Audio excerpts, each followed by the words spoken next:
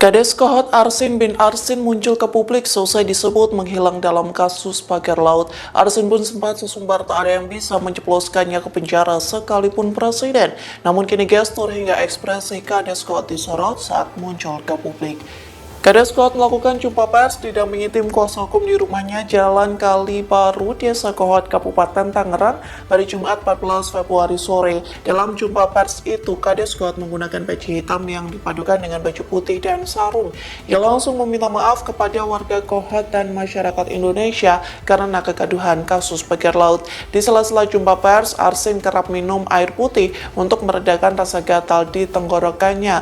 Bahkan saat tanya jawab dengan wartawan, Arsin minum obat batuk yang dikemas dalam botol plastik. Pasalnya Arsin terlihat batuk-batuk selama konferensi pers berjalan. Download Tribun X sekarang, menghadirkan lokal menjadi Indonesia.